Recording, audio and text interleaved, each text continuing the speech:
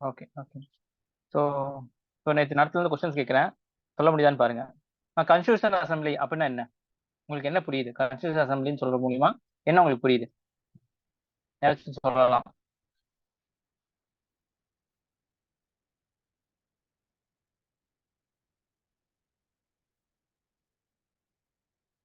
What is mean by constitution assembly? உங்களுக்கு புரிஞ்சதை நீங்க சொல்லலாம், ஒன்றும் தப்பு இல்லை. சொல்ல சொல்லதான் இன்டர்வியூல வந்து ப்ராக்டிஸ் ஆகும். இன்டர்வியூல பேசணும் அப்படின்னு சொன்னா.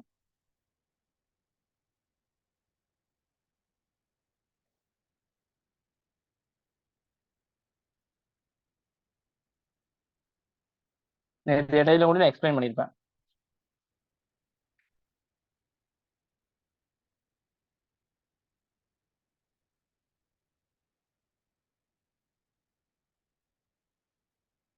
சொல்லுங்க, யாராச்சும் சொல்லுங்க.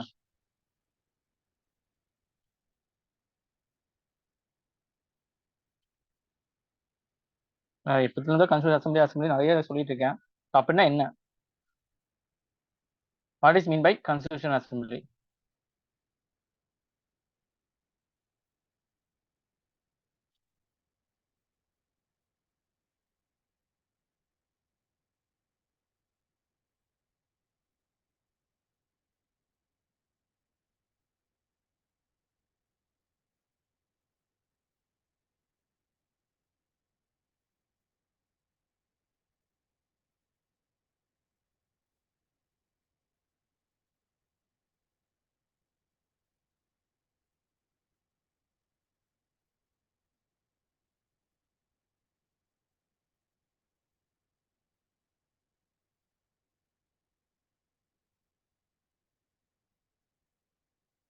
சொல்லுங்கம்மா, டைம் ஆகுது. சொல்லுங்க, கன்ஸ்டியூஷன் அசம்பிளின்னா என்ன? உங்களுக்கு என்ன புரியுது அதுல இருந்து? டேர்ம்ஸ் தான் உங்களுக்கு. தமிழ்லயே சொல்லலாம், ஒன்றும் ப்ராப்ளம் இல்லை. உங்களுக்கு புரிஞ்சதே சொல்லுங்க டக்குன்னு.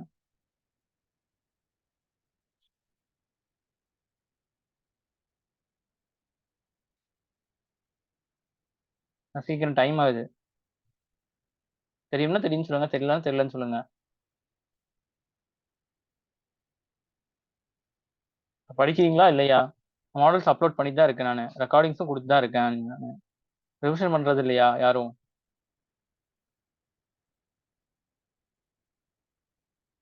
ஓகே. இந்த கன்ஸ்டியூஷன் அசம்பிளி வந்து எதன் அடிப்படையில், எந்த கமிட்டியின் அடிப்படையில் அமைக்கப்பட்டுச்சு? அந்த கமிட்டியோட பேர் என்ன?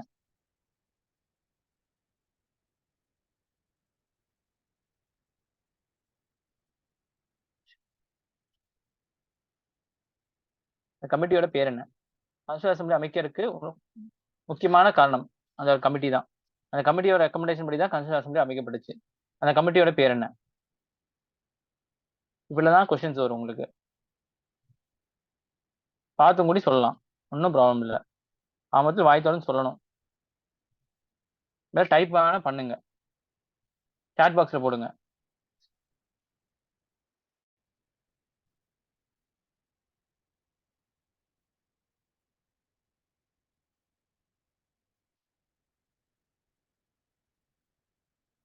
சொல்லுங்க.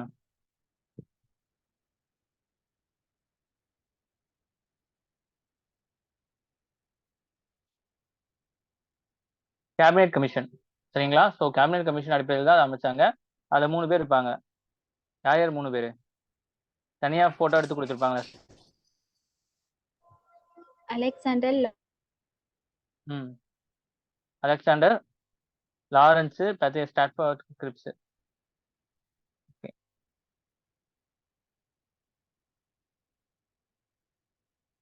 ஸோ இந்த கன்ஸ்டியூஷன் அசம்பிளியில வந்து எத்தனை பேர்த்துக்கு ஒருத்தர் அப்படின்னு செலக்ட் பண்ணாங்க? கன்ஸ்டியூஷன் அசம்பிளியே ஒரு ஆள் வந்து உட்காரணும் அப்படின்னா எத்தனை நபர்களுக்கு அந்த ஒரு ஆள்? அந்த ரேஷியோ சொல்லுங்க. 1:to how much? ஒருத்தர் வரணும்னா எத்தனை பேர்த்துக்கு ஒருத்தர் இருப்பாங்க?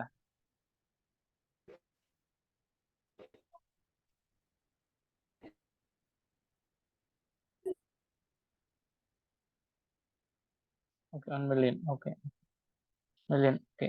ஸோ எந்தெந்த கம்யூனிட்டிஸ் அதில் இருப்பாங்க? எந்தெந்த கம்யூனிட்டிஸ் அதில் இருப்பாங்க? Sikhs, Hindu, Muslims. 3 பேர் தான், முஸ்லிம், six and general purpose. General அப்படின்னு பிரிச்சிருக்காங்க. சரிங்களா? ஸோ இது வந்து எதன் அடிப்படையில வந்து இந்த கன்ஸ்டியூஷன் அசம்பிளி வந்து செலக்ட் பண்ணாங்க?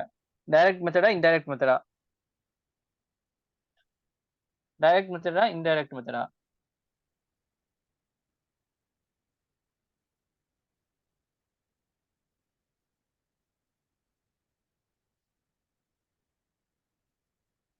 Direct method.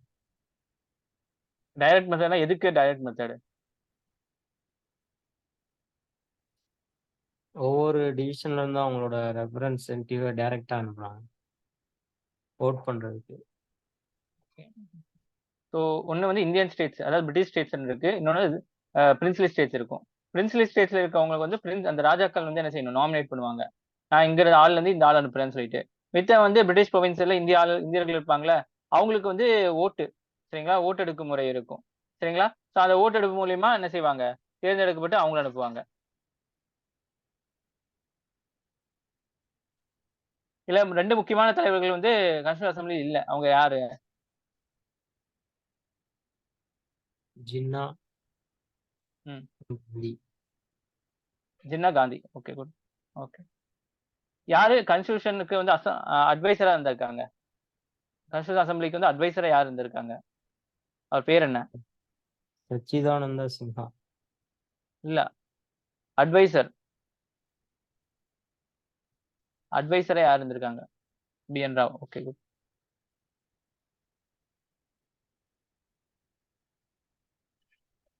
Okay. Objective resolution யார் கொண்டு வந்தாங்க? ஆப்ஜெக்டிவ் ரெசல்யூஷன் யார் கொண்டு வந்தாங்க? ஜவஹர்லால் நேரு. கான்ஸ்டிடியூஷனை வந்து எந்த தேதியில நம்ம அடாப்ட் பண்ணோம்? இந்த டேட்டு, இந்த தேதி, இந்த வருஷம். January 22, 1947. இது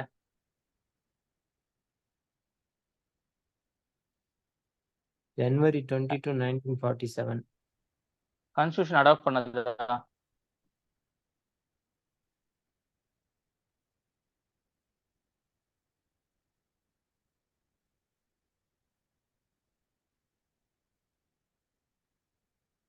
கான்ஸ்டிடியூஷன் பாஸ் ஆனது வந்து November 26, 1949. புரிஞ்சுங்களா? அதுக்கப்புறம் ஃபோர்ஸ் November 26, 1949. அப்போ எப்போ வந்து மிச்சதெல்லாம் வந்து கொண்டு வந்தாங்க அப்படின்னு சொன்னா January 26, 1950. அதனால ரிபப்ளிக் டே. அது வரைக்கும் டொமினியனா இருந்திருப்போம். ஜனவரி இது வந்து உங்களுக்கு August 15 வந்து சுதந்திர தினம், இண்டிபெண்டன்ஸ் டே. குடியரசு தினம் வந்து நம்ம வந்து மக்களாட்சி அப்படிங்கிறது நிறைவேறிக்கிறதுக்காக தான் வந்து கான்ஸ்டிடியூஷன் பாஸ் பண்ணப்பட்டிருக்கும். சரிங்களா? So January 26, 1950.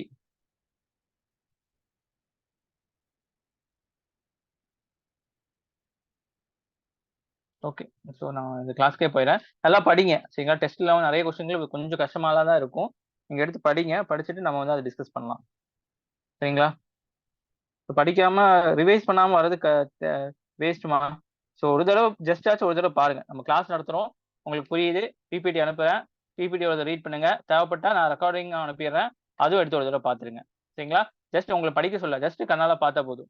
கொஸ்டின் கேட்கும் போது கண்ணால ஆன்சர் பண்ணாங்க கூட போதும், பார்த்து சொன்னாங்க கூட போதும் உங்களுக்கு. சரிங்களா? ஆனா ஓகே, இப்படிதான் கேட்பாங்க, இப்படிதான் கொஸ்டின்ஸ் இருக்கும், இப்படிதான் வந்து அந்த ட்விஸ்ட் வைப்பாங்க, இந்த மாதிரிலாம் எந்த அளவுக்கு நீங்க வந்து எடுத்துக்கிறீங்களோ அந்த அளவுக்கு வந்து உங்களுக்கு எக்ஸாம்ல ஈஸி ஆகும். சரிங்களா? எக்ஸாமுக்கு தான் உங்களை ப்ரிப்பேர் பண்ணிட்டு இருக்கேன். கேட்குற முறையில தான் அவங்க கொஸ்டின்ஸ் கேட்பாங்க. ஸோ இந்த மாதிரி நீங்க புரிஞ்சு வச்சிட்டீங்க அப்படின்னா எந்த லாங்குவேஜ்ல அவங்க கேட்டாலும் ஈஸியா ஆன்சர் எழுதிடலாம்.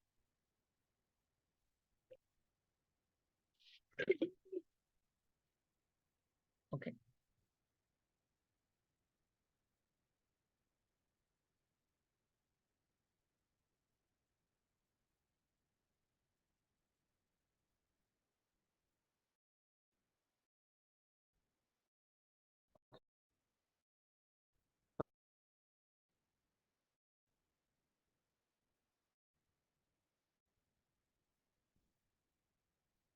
அதோட பிலாசபி ஆஃப் த கன்ஸ்டியூஷன், கான்ஸ்டியூஷனோட பிலாசபி. பிலாசபினா வந்து என்னது, அதோட உள்ரங்கம். சரிங்களா? என்ன சொல்ல வருது அப்படிங்கிறதா பிலாசபின்னு சொல்லுவாங்க. வாழ்க்கையோட தத்துவம் இல்லைன்னு சொல்றாங்களா, அந்த மாதிரி கான்ஸ்டியூஷன் எதுக்காக, நமக்கு ஏன் வேணும், அதனால என்ன பயன்? இந்த மாதிரி நிறைய விஷயங்களுக்கு ஆன்சர் சொல்றது தான் வந்து பிலாசபின்னு சொல்லுவாங்க. அதோட காரணம்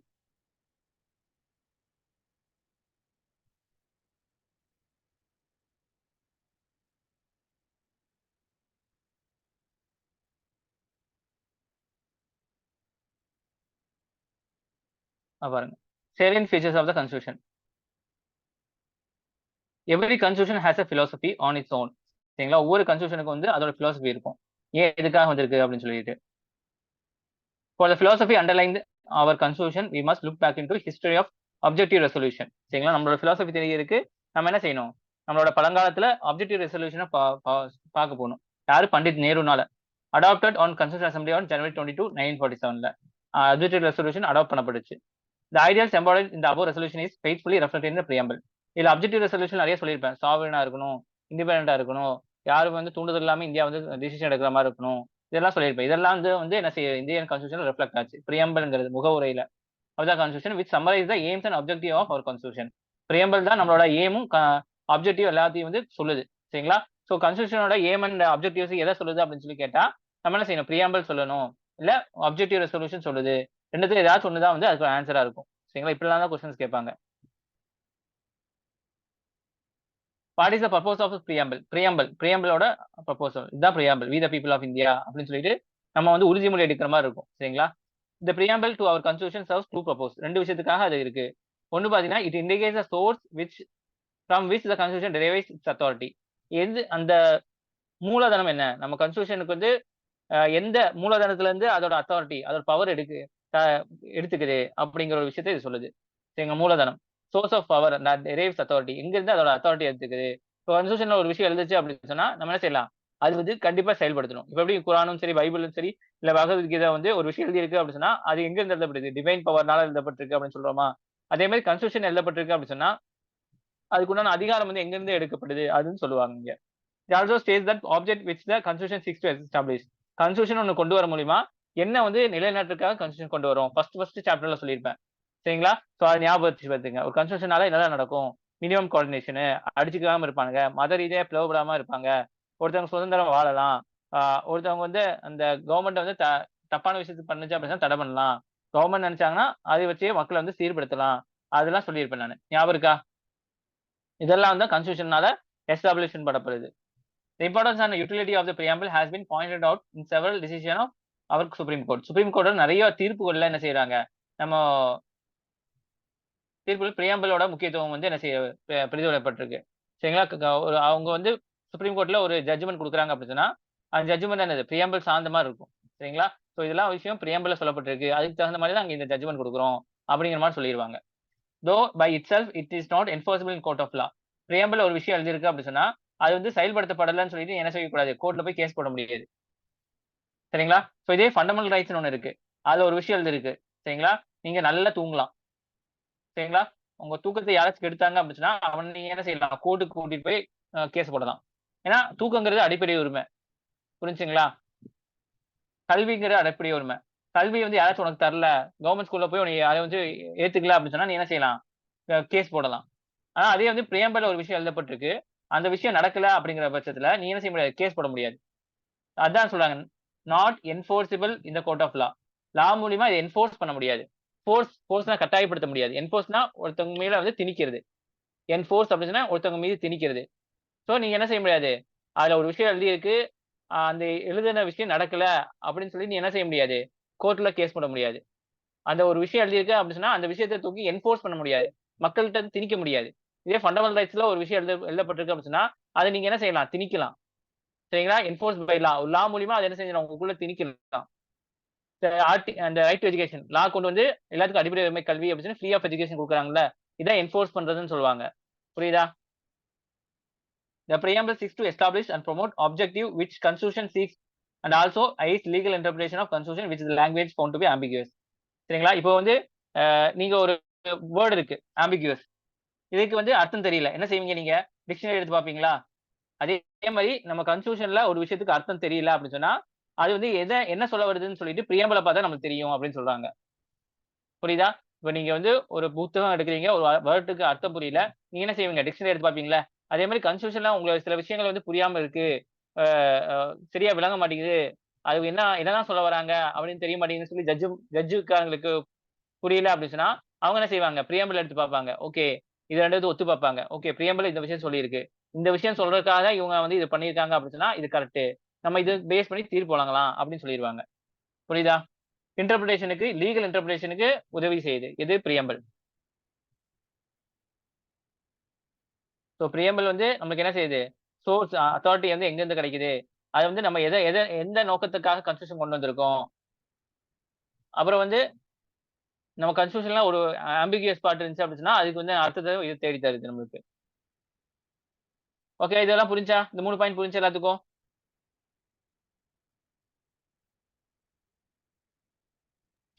S sir. Okay okay okay.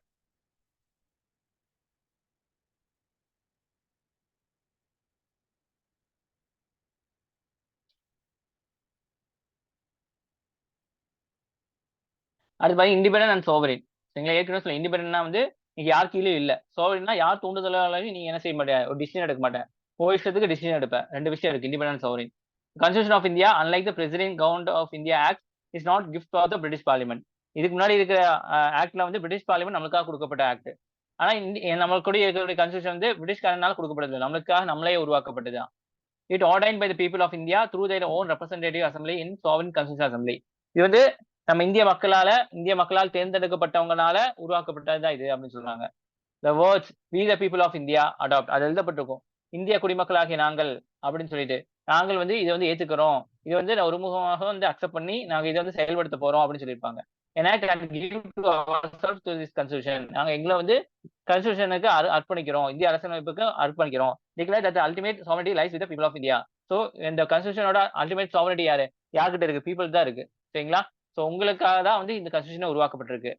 Sovereignty means the independent authority of state. சரிங்களா? எந்த ஒரு தூண்டுதலும்னா யாருக்கு கட்டுப்பாடு இல்லாம நீங்க என்ன செய்யலாம், முடிவு எடுக்கலாம். அப்படி இருக்கிற ஸ்டேட் தான் வந்து என்னது, சாவரிட்டின்னு சொல்லுவாங்க. இப்போ வேர்ல்டு வார்ல வந்து என்ன நடந்துச்சு அப்படின்னா, ரஷ்யா அந்த இங்க யுஎஸ்எஸ்ஆரும் அமெரிக்காவும் ஒவ்வொரு அணியா இருப்பாங்க. அப்ப என்ன செய்வாங்க, சில நாடு வந்து சில இடத்துல போய் நிற்பாங்க, சில நாடு வந்து சில இடத்துல போய் நிற்பாங்க. வேற வழியே இல்ல, ஒண்ணு அங்க போய் சேரு, இல்ல இங்க ஒண்ணு சேரு, இந்த 2 விஷயம் தான் இருக்கும். ஆனா இந்தியா மட்டும் தான் என்ன செஞ்சுச்சு, இல்ல இல்ல நாங்க 2 பக்கமும் சேர மாட்டோம், நாங்க தனியா நிக்கிறோம், நான் அலைன்மெண்ட் சொல்லிட்டு ஒரு பாலிசி கொண்டு வந்தாங்க. இதுதான் வந்து சாவரிட்டிக்கு உண்டான அர்த்தம். ஏன்னா 2 இடத்துல தான் நிக்கணும்னு சொல்றாங்க, ஆனா இந்த இடத்துல நமக்கு சாய்ஸே கொடுக்கல. இப்ப வந்து ஒரு விரல ஒரு விரல நீட்டிட்டு ஏதாச்சும் ஒண்ணு தொடுன்னு சொன்னா ஒண்ணு தான் நம்ம தொட முடியும். இதுதான் வந்து உங்களுக்கு கம்பல்சன் சொல்றது. இதே 2 விரல் காட்டுனாங்க அப்படின்னா நீங்க 2ல ஏதாச்சும் ஒண்ணு தொடலாம். இது சாவரின் உங்களுக்கு. சோ இந்தியா என்ன செஞ்சிருக்கு, இல்ல இல்ல நீங்க வந்து எங்களை ஃபோர்ஸ் பண்ண முடியாது, நாங்க எங்க டிசிஷனை எங்களுக்கு தான் எடுப்போம் அப்படின்னு சொல்லி அந்த இடத்துல நிரூபிச்சு காமிச்சிச்சு. இதுதான் வந்து சாவரின் ஸ்டேட்டோட அடையாளம். It means that state has power to legislate or any subject. இது இது வந்து நம்ம வந்து என்ன சட்டம் வேணா கொண்டு வந்துக்கலாம் அப்படிங்கறதான் வந்து இது சொல்ல போகுது. இண்டிபெண்டன்ட் சாவரின் புரிஞ்சா? சாவரின்னா வந்து வெளி ஆட்கள் நம்ம மேல இன்ஃப்ளூயன்ஸ் பண்ணாம நம்ம ஒரு டிசிஷன் எடுக்கிறதா வந்து சாவரின். ஸோ இந்தியா வந்து வெளிநாட்டவங்களோட கம்பல்சன் இல்லாம இந்தியா வந்து ஒரு முடிவு எடுப்பாங்க. நான் புரிஞ்சா? இந்த ஃபர்ஸ்ட் பாயிண்ட் புரிஞ்சா? இதுக்கெல்லாம் கொஸ்டின்ஸ் கேட்பாங்க. இண்டிபெண்டன்ஸ் சாவரின் கீழே இருக்கக்கூடிய ஸ்டேட்மெண்ட் எதை வந்து சொல்ல வருது, இண்டிபெண்டன்ஸ் சாவரின் வந்து எதை சொல்ல வருது அப்படின்னு சொல்லி 4 ஆப்ஷன் கொடுத்துருவாங்க. அப்ப நீங்க தான் இந்த பிலாசபி இதை வந்து நல்லா புரிஞ்சாதான் அதுல வந்து ஆன்சர் எடுக்க முடியும் நம்மளால. ஓகேவா?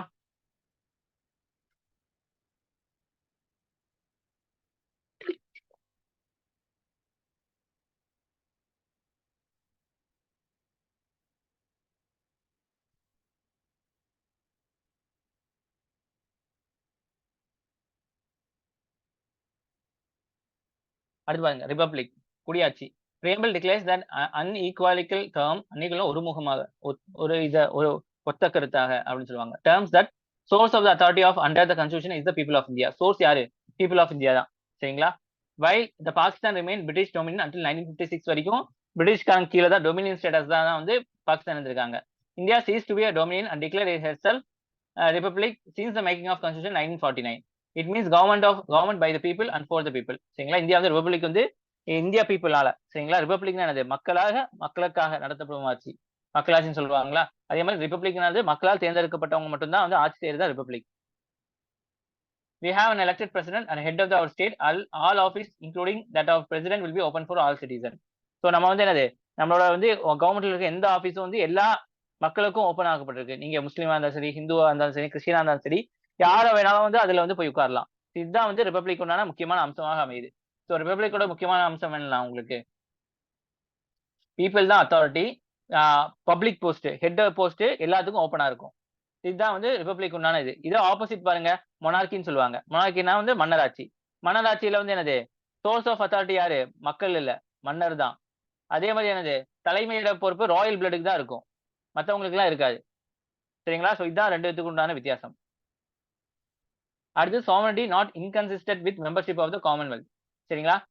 ஸோ சாவரனிட்டி நம்ம தனியா தான் இருக்கிறோம், இருந்தாலுமே வந்து என்னது, காமன்வெல்த்ல வந்து நம்ம அங்கீகாரமா இருக்கிறோம், ஒரு நல்ல ஒரு நட்புணர்வுங்கிற ஒரு விஷயத்தினால. சரிங்களா? நான் ஏற்கனவே சொல்லியிருப்பேன்.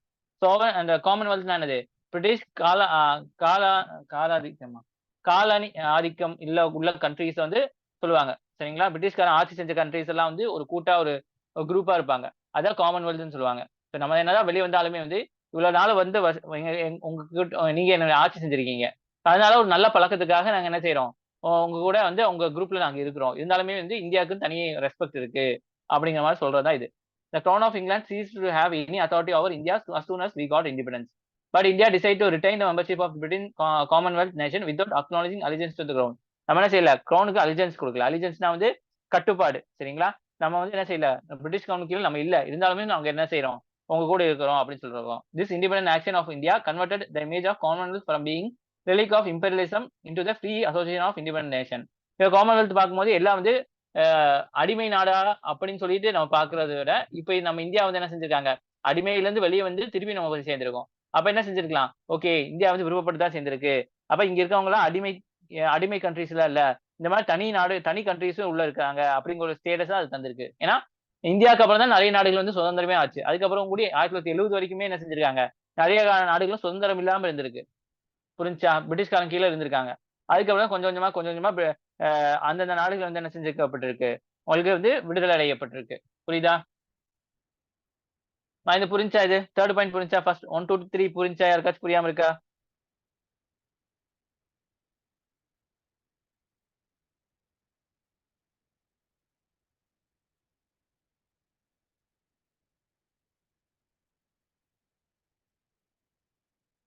வாய்ஸ் ரைஸ் பண்ணுங்க, புரியுதா?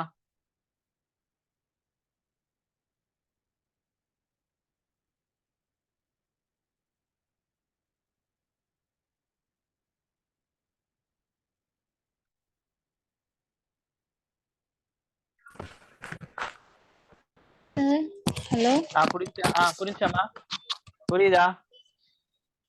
சார் சார் ஒரு டவுட் சார். சொல்லுங்க. இன்டர்னல் சாவரினுக்கும் எக்ஸ்டர்னல் சாவரினும் என்ன sir?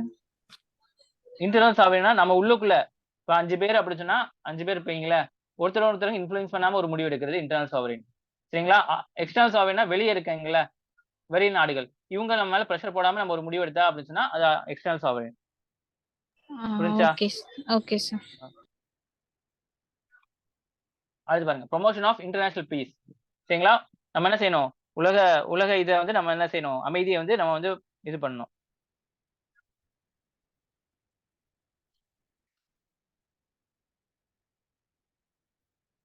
India, in spite of being under oppressive foreign imperialistic rule, it upheld the idea of universal brotherhood. சரிங்களா? யூனிவர்சல் பிரதர்ஹுட்னா வந்து என்னது, சகோதரத்துவம் and fraternity and the stood strongly on promotion of world peace. சரிங்களா? சகோதரத்துவ உணர்வோட இருக்கணும் அப்படிங்கிற மாதிரி இந்தியா வந்து ப்ரொமோட் பண்றாங்க. The idea of our leaders was enshrined in the Article 51 of the Constitution. இந்த சகோதரத்துவத்தை வந்து ஆர்டிகல் 51ல நம்ம வந்து என்ன சொல்லப்பட்டிருக்கு, நம்ம ஆளு வந்து லீடர்ஸ் வந்து அதுல வந்து சொல்லப்பட்டிருக்கு. கான்ஸ்டியூஷன்ல ஆர்டிகல் 51ல வந்து சகோதரத்துவத்தை பத்தி வந்து சொல்லப்பட்டிருக்கு. Thus, India declared her sovereignty to manage her own affairs without holding stand of isolation. சரிங்களா? இந்தியாவோட விஷயங்கள் எல்லாமே வந்து இந்தியாவே முடிவெடுத்துக்கும். ஸோ யார் விட்டும் வந்து தனிப்படையா இல்ல இந்தியா. ஐசோலேஷனா தனிமையா இருக்கிறது. இந்தியா எல்லாத்துக்கூடயும் போய் சேர்ந்துக்கும். அதே மாதிரி எல்லாரும் செய்யறாங்கிறதுக்காக ஒரு விஷயம் செய்யாது. புரிஞ்சா? இப்ப நீங்க 5 ஃப்ரெண்ட்ஸ் இருக்கீங்க, அது 4 ஃப்ரெண்ட்ஸ் ஒரு விஷயம் செய்யறாங்கன்னு சொல்லிட்டு நீங்க அந்த விஷயம் செஞ்சீங்க அப்படின்னா நீங்க அவங்களால இன்ஃபுளுன்ஸ் ஆனீங்கன்னு அர்த்தம். அது சாவரன் இல்ல. சோ நீங்க அவங்க கூட சேர்ந்து இருப்பீங்க, ஆனா அவங்க செஞ்சாங்கிறதுக்காக நீங்க செய்யாம நீங்க தனியா ஒரு விஷயம் செஞ்சீங்க அப்படின்னு சொன்னாதான் சாவரன். ஓகேவா? India sovereignty is thus consistent with concept of one world, international peace and universal brotherhood. ஒரே உலகம் அப்படிங்கிற மாதிரி. சரிங்களா? இதெல்லாம் சேர்ந்துதான் வந்து இதெல்லாம் நம்ம வந்து சொல்லப்பட்டிருக்கோம். அது democracy, also known as parliamentary democracy. சரிங்களா? பார்லிமெண்ட்ரினா நம்ம பாராளுமன்றம், ஜனநாயகம் சொல்லுவாங்க. சரிங்களா? இதே வந்து பிரசிடென்ஷியல் டெமோக்ரஸின்னு ஒன்று இருக்கு. ஸோ அதெல்லாம் பின்னாடி என்னன்னு சொல்றேன் நான். பார்லிமெண்டரி டெமோக்ரஸி அப்படின்னா ரெப்ரஸன்டேஷன் ஆஃப் த பீப்புளோட ரெப்ரஸன்டேஷன் இருக்கும். அதே மாதிரி ரெஸ்பான்சிபிள் கவர்மெண்ட், சரிங்களா, கவர்மெண்ட் வந்து ரெஸ்பான்சிபிளா இருக்கும். Accountability to the council of minister to the legislator, சரிங்களா. கவுன்சில் ஆஃப் மினிஸ்டர்ஸ் இருப்பாங்க. இதுல வந்து முக்கியமானங்கள் சிஎம் கூட 4 பேர் இருப்பாங்களா, கேபினெட் மினிஸ்டர்ஸ் சொல்லுவாங்க. அது கூட கொஞ்சம் வெளியே தான் கவுன்சில் ஆஃப் மினிஸ்டர்ஸ் இருப்பாங்க. ஒரு 5-6 பேர், ஒரு 10 பேர் இருப்பாச்சுங்களா. ஸோ இந்த 10 பேர்த்து தான் வந்து என்ன செஞ்சு வைப்பாங்க, அக்கௌண்டபிலிட்டி. என்ன நடந்தாலுமே வந்து இந்த 10 பேர் தான் வந்து பொறுப்பாளியா இருப்பாங்க, சரிங்களா. ஸோ இது பின்னாடி நான் சொல்றேன். Council of minister, cabinet ministers, இப்போ யார் யாருன்னு பின்னாடி சொல்றேன், சரிங்களா. இதுதான் பார்லிமெண்ட் டெமோக்ரஸியோட முக்கியமான விஷயம். எப்படி கிரிக்கெட் அப்படின்னா விக்கெட் கீப்பர் இருக்கணும், பவுலர் வேணும், பேட்ஸ்மேன் வரும், பிளஸ் வந்து எனது ஃபீல்டர்ஸ் இருக்கணும். இதுதான் வந்து எனது கிரிக்கெட் உண்டான போர்ஷன்.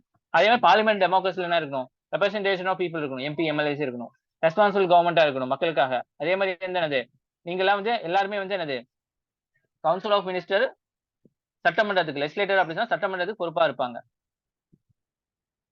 சரிங்களா. ஸோ கவுன்சில் ஆஃப் நீ என்ன முடிவெடுத்தாலுமே வந்து இங்க லெஜிஸ்லேட்டர்ல உங்களுக்கு கேள்வி வைப்பாங்க பாராளுமன்றத்துல. இப்போ ஆளுங்கட்சிகளை வந்து கேட்கறாங்கல்ல, கேள்வி கேட்கிறாங்களா பாராளுமன்றத்துல. ஸோ அதான் வந்து இது இந்த இடத்துல the essence of this is to draw direct line of authority from the people to the legislator, சரிங்களா. இது இப்போ என்ன செய்யுது, நம்ம வந்து நிறைய பேர்த்த வந்து ஓட்டு போட்டு அமைச்சிருப்போம், ஆளுங்கட்சி எதிர்கட்சி. ஸோ ஒருத்தன் வந்து ஒரு விஷயம் பண்ணா அப்படின்னா எதிர்கட்சி கண்டிப்பா கொஸ்டின் கேட்பாங்க, புரிஞ்சுங்களா. இது மூலியமா நம்ம என்ன செய்யலாம், எது அந்த நம்மளோட ரெப்ரசன்டேஜ் வந்து கேள்வி கேட்கலாம், அவங்களை சட்டை பிடிச்சி கேட்கலாம் அப்படிங்கிற மாதிரி சொல்றாங்க. அடுத்து social justice. It is a comprehensive form to remove social imbalance present in the society, சரிங்களா. இப்போ வந்து நமக்கு ஏற்கனவே தெரியும். ஸோ ஒரு குரூப் வந்து அவங்க பிறந்ததுல இருந்தே அவங்க ஜெனரேஷன் படிக்கிறதுக்கு உண்டான எல்லா வாய்ப்பும் இருக்கும். அவங்கள ஸ்கூல்ல விட்டு துரத்திருக்க மாட்டாங்க, நீங்க புக்கை தொடக்கூடாதுன்னு சொல்லியிருக்க மாட்டாங்க, எல்லாம் பண்ணியிருப்பாங்க. ஆனா ஒரு சமுதாயம் பார்த்தீங்க, நீங்க படிக்கிறதுக்கே லாய்க்கு இல்ல, நீங்க வந்து புக்கை தொட்டாலே நீங்க புக்கே வந்து உங்ககிட்ட கொடுக்க மாட்டோம், ஸ்கூலுக்கு வந்து வெளியில தான் நிக்கணும், டம்ளர்ல தண்ணி குடிக்க கூடாது, இந்த மாதிரிலாம் சொல்லி ஒருத்தவங்கள ஒரு ஜெனரேஷன் அடக்கி இருப்பாங்க. ஸோ 2 பேர்த்தையும் வந்து ஈக்குவலா கொண்டு வரணும் அப்படின்னு சொன்னா, இப்ப அந்த அடக்குமுறைக்கு உள்ளாக்கப்பட்டிருக்காங்கல்ல, அந்த சமுதாயத்துக்கு நம்ம என்ன செஞ்சிடணும், அதிகமான கன்செஷன் தரணும், ரிசர்வேஷன்ங்கிற பேர்ல. அவன் கம்மி மார்க் எடுத்தா போதும் நிறைய சீட்டு கிடைக்கும், அவன் கம்மி மார்க் எடுத்தா போதும் பாஸ் ஆயிடலாம். ஸோ இந்த மாதிரி நிறைய சலுகை கொடுக்குற மூலியமா என்ன செய்யலாம், வரக்கூடிய ஜெனரேஷனை வந்து படிக்கிற ஜெனரேஷனா மாத்தலாம். ஸோ இதுதான் சோஷியல் ஜஸ்டிஸ்ன்னு சொல்றாங்க, சரிங்களா. It aim to establish welfare state by the harmonizing the interests of different group of society. Welfare ஸ்டேட்னா மக்களுக்கு உண்டான ஆட்சி மாதிரி, சரிங்களா.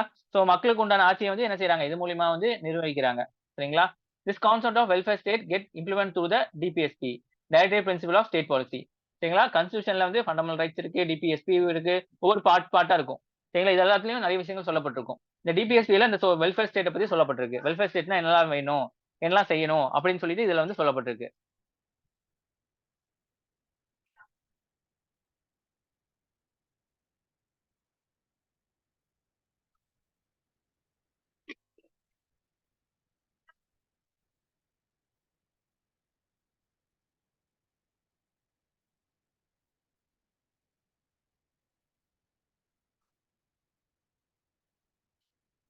ஓகேவா, சோஷியல் ஜஸ்டிஸ் புரிஞ்சா எல்லாத்துக்கும்.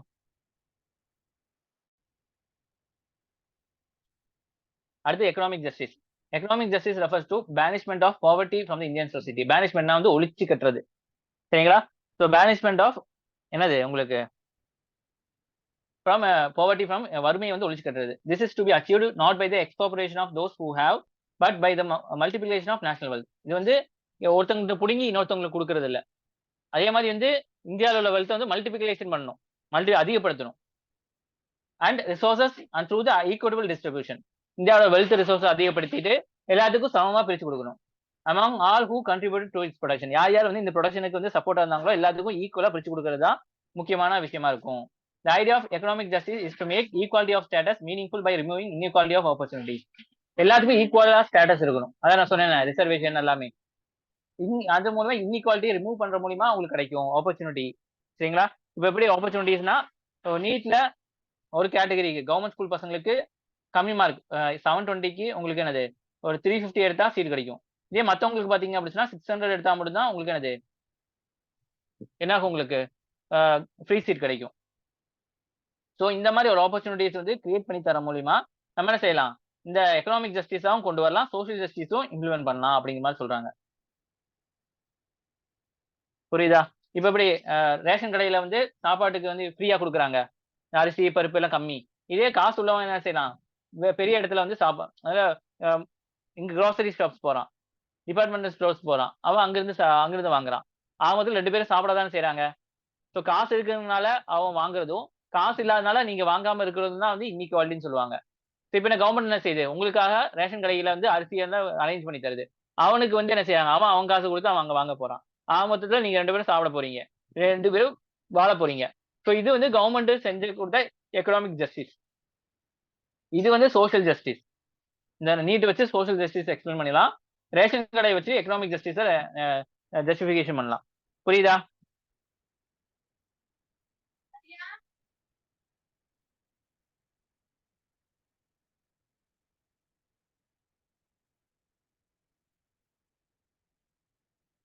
புரியுதா? 2 விஷயம் புரிஞ்சா ரொம்ப ஆழமா படிக்க வேண்டியது இது எல்லாமே.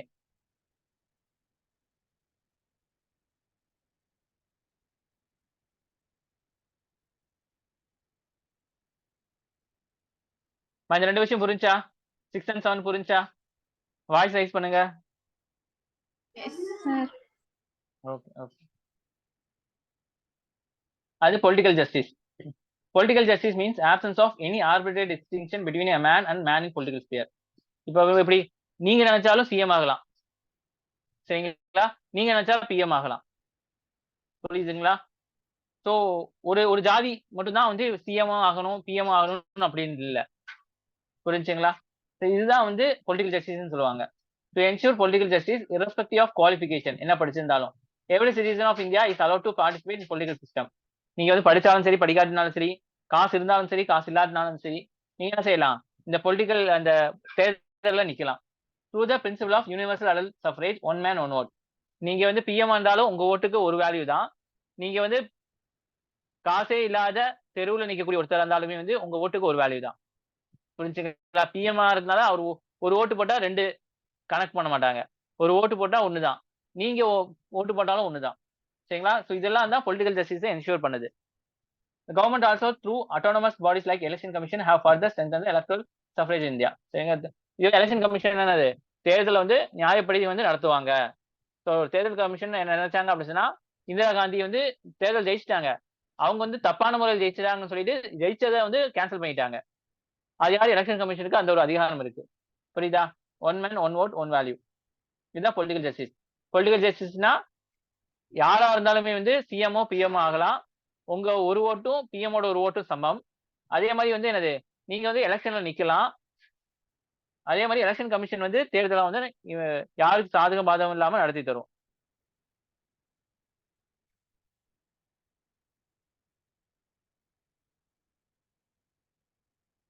புரிஞ்சா?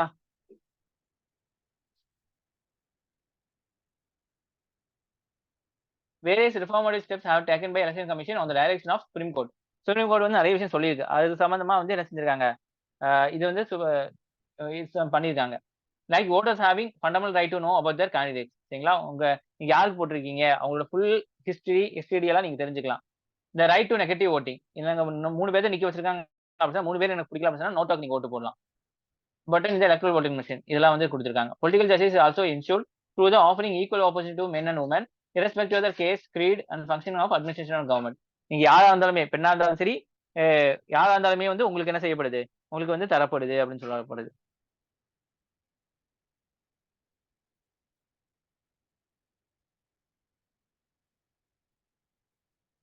Thus, it can be said social and economic democracy is the foundation of which political democracy is the way of the life of Indian polity. சரிங்களா? ஸோ சோசியலும் எக்கனாமிக் டெமோக்ரஸியும் அடிப்படையா இருக்கும். அதுக்கு மேலதான் வந்து பொலிட்டிக்கல் டெமோக்ரஸி வந்து வந்து இருக்கு இந்தியன் பாலிட்டியில அப்படின்னு சொல்றாங்க. சரிங்களா? ஏன்னா சாப்பாட்டுக்கு காசும் எல்லாமே வேணும்ல. அப்பதானே நீங்க வந்து ஓட்டு போட போறீங்க. நீங்க வந்து வெறும் வயிற்றுல வந்து கல்ல கட்டிட்டு உட்காந்துருக்கீங்க அப்படின்னா ஓட்டு போட மாட்டீங்க நீங்க. சரிங்களா? அதனால வந்து நீங்க வந்து மத்த 2 நல்லா இருந்தா மட்டும் தான் பொலிட்டிக்கல் டெமோக்ரஸி வந்து செயல்படும் சொல்றாங்க. ஒரு நிமிஷம்.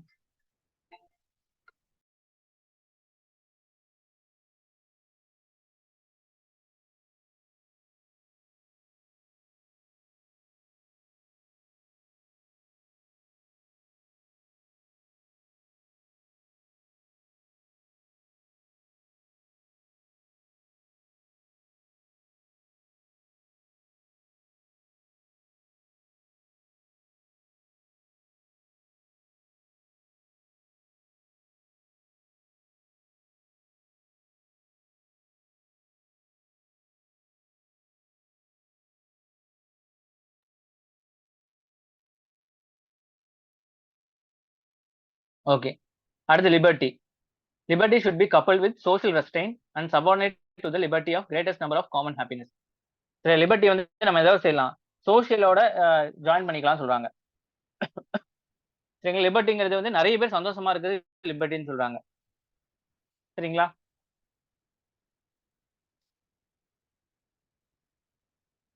லிபர்ட்டினா சுதந்திரம் சொல்லலாம். சரிங்களா? ஸோ நீங்க வந்து யார் கீழேயும் இல்ல, நீங்க வந்து சுதந்திரமா இருக்கீங்க அப்படின்னு சொல்றது liberty. Democracy cannot be established unless certain minimum rights are assured to every member of the community. சரிங்களா? ஜனநாயகங்கிறது வந்து சில ரைட்ஸ் எல்லாம் வந்து அஷ்யூர் பண்ணிருக்கணும். அப்பதான் என்ன உங்களுக்கு அது வந்து சொல்லப்படும் உங்களுக்கு. புரிஞ்சுங்களா?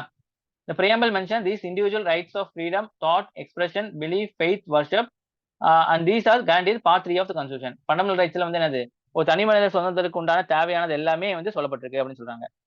அதான் லிபர்ட்டின்னு சொல்றாங்க. லிபர்ட்டினா சுதந்திரம், தனி மனித சுதந்திரம். சரிங்களா? ஃப்ரீடம் ஆஃப் தாட், சிந்திக்க. ஃப்ரீடம் ஆஃப் எக்ஸ்பிரஷன், என்ன வேணா பேசலாம். நீங்க எந்த மதத்தை வந்து சார்ந்தவங்களா இருக்கலாம், அதை பத்தி பேசலாம். எல்லாமே பண்றதுக்கு உண்டான எல்லா அனுமதியும் இந்தியன் கான்ஸ்டிடியூஷன் சொல்லப்பட்டிருக்கு அப்படின்னு சொல்றாங்க. அடுத்து equality. guaranteeing minimum rights to each individual would be meaningless unless all inequality is banished from the social structure. எல்லா இன்இக்வாலிட்டியும் கலைஞ்சா மட்டும்தான் எல்லாருமே இந்த ஈக்குவலா இருக்க முடியும். and each individual assured of equality of status and opportunities. ஒவ்வொருத்தவங்களுக்கு தகுந்த மாதிரி அந்த இது கொடுக்கணும் அப்படின்னு சொல்றாங்க. The status of equality in our constitution is achieved through the article 14, 15, 16. இதெல்லாம் வந்து ஈக்குவாலிட்டி ஸ்டேட்டஸ் நம்மளுக்கு தருது. Constitution provide for both civic equality and political equality. சிவிக்லயும் சரி பொலிட்டிக்கல் ரைட்ஸ்லயும் சரி நமக்கு தருது. சிவிக் ஈக்குவாலிட்டியா பாத்தீங்கன்னா அபாலிஷன் ஆஃப் அன்டச்சபிலிட்டி, தீட்டு அதெல்லாம் சொல்றாங்களே, அதுல வந்து ஒழிக்கிறது. ஈக்குவாலிட்டி பிஃபோர் லா, எல்லாருமே வந்து லாக்கு முன்னாடி ஒண்ணுதான். ஈக்குவாலிட்டி ஆஃப் ஆப்பர்ச்சுனிட்டி, ஸோ எல்லாத்துக்கும் வந்து ஆப்பர்ச்சுனிட்டிஸ் கிடைக்கும், படிச்சவன் படிக்காதவன் எல்லாத்துக்கும். Abolition of discrimination based of religion, caste, race, sex, creed. நீங்க ஒரு சமுதாயத்தை சேர்ந்தவங்க, நீங்க ஒரு மதத்தை சேர்ந்தவங்க, இல்ல நீங்க ஒரு இனம், நீங்க ஒரு பெண் அப்படிங்கறதுனால உங்களுக்கு வந்து எதுவும் மறுக்கப்படாது. நீங்க ஒரு பார்க்கு போறீங்க, சரிங்களா? ஸோ பார்க்கு போறீங்கன்னா உங்களை யாரும் தடுக்க மாட்டாங்க. சரிங்களா? ஸோ இந்த மாதிரி விஷயம் தான் சிவிக் ஈக்குவாலிட்டின்னு சொல்லுவாங்க. இதே பொலிட்டிக்கல் ஆட்னா பொலிட்டிக்கல் ரைட்ஸ், உங்களுக்கு வந்து என்னது, நீங்க எல்லாத்துக்கும் ஒரு ஓட்டு உரிமை, நீங்க யார் வேணாலும் பிஎம்முக்கும் சிஎம்முக்கும் நிக்கலாம். இதெல்லாம் சொல்றதுதான் வந்து இது. கொஞ்சம் பெருசா போகுது. ஸோ இந்த 10 வந்து நீங்க என்ன செய்யுங்க, படிச்சுட்டு வாங்க. இந்த 10 வந்து நாளைக்கு கேட்பேன். நீங்க 10 வந்து கரெக்டா சொல்லணும். அப்பதான் நான் வந்து அடுத்ததெல்லாம் போவேன். ஏன்னா இதெல்லாம் வந்து ரொம்ப முக்கியமானது. புரிஞ்சுங்களா? நான் இதை உங்களுக்கு அனுப்பிச்சு விட்டுறேன்.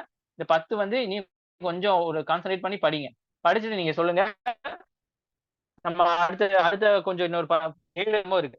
அந்த 7 வந்து நடத்தீங்கன்னா இதெல்லாம் வந்து பிலாசபி கான்ஸ்டிடியூஷன். இந்த ஒவ்வொரு வேர்டு வச்சுமே வந்து 4 ஆப்ஷன் கொடுப்பாங்க. இந்த வேர்டு ஈக்குவாலிட்டி என்ன சொல்ல வருது அப்படின்னு சொல்லி அவங்களா ஒன்று கிரியேட் பண்ணி உங்களை ஐடென்டிஃபை பண்ண சொல்லுவாங்க. ஸோ இந்த கிரக்ஸை வந்து புரிஞ்சா மட்டும் தான் நீங்க என்ன செய்ய முடியும், இதுக்கு உண்டான ஆன்சர் கொடுக்க முடியும். சரிங்களா? ஸோ நல்லா படிங்க. ஏதாச்சும் புரியல அப்படின்னா அதை ஸ்கிரீன்ஷாட்டோட எனக்கு அனுப்பிச்சிங்க அப்படின்னா நான் வாய்ஸ் ரெக்கார்ட் போட்டு உங்களுக்கு ஆன்சர் பண்ணுவேன். புரியுதா? ஓகேவாமா?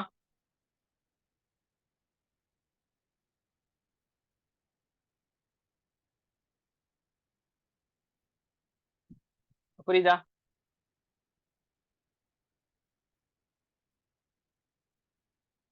Am I audible?